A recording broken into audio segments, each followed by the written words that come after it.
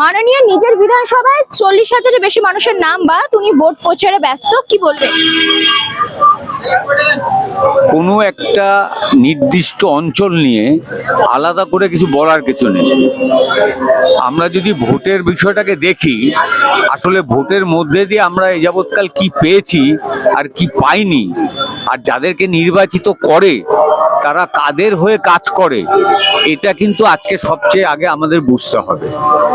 আমরা এই নাগরিকত্ব হারানো এই বিষয়টা বা নাগরিকত্ব কেড়ে নেওয়া এই বিষয়টা কিন্তু কে ভোটে জিতবে কে ভোটে জিতবে না, কে ক্ষমতায় আসবে কে ক্ষমতায় আসবে না, তার উপর কিন্তু নির্ভর করছে না।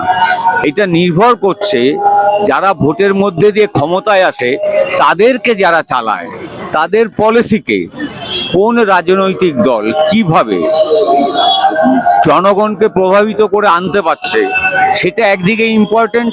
আরেক দিক হচ্ছে যেই জনগণকে তারা ভয় পাচ্ছে তাদেরকে ভোটের এই পদ্ধতির মধ্য থেকে কি করে বিচ্ছিন্ন করে দেওয়া যায়, দিয়ে নিজেদের সপক্ষে যতটুকু ভোট সেই দিকে আনা যায়, এটাই কিন্তু তাদের মূল লক্ষ্য। এবং লড়াইটা কিন্তু কত লোকের নাম বাদ গেছে কত লোকের নাম বাদ গেছে তা নয়।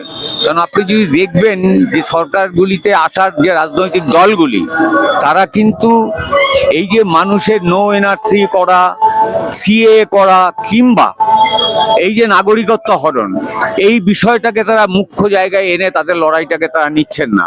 তারা পুরোটাকেই নিচ্ছেন হচ্ছে নির্বাচনে তাদের জেতার লক্ষ্যে। আমাদেরকে ভাবতে হবে ঠিক ওইখান থেকে যে আসলে এই সমস্যা, এই উদ্ভূত এই সমস্যা, তার পেছনে আসলে মূল কারণ কি, এবং লড়াইটা সেই মূলে গিয়েই করতে হবে।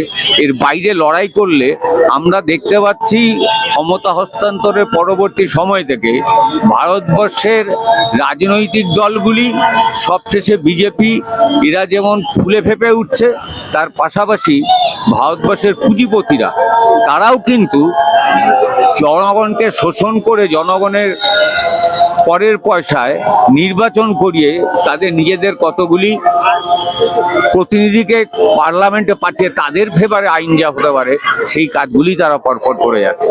মাননীয় মুখ্যমন্ত্রী বলছেন যে আমি সুপ্রিম কোর্টে গেছিলাম বলেই আজকে কিন্তু এত লক্ষ মানুষের নাম আবার রিক্রুট করা হয়েছে, কি বলবেন? ইনক্লুড করা হয়েছে, কিন্তু সুপ্রিম কোর্টের রায় তো মাননীয় মুখ্যমন্ত্রীর বক্তব্যের উপর হয়নি।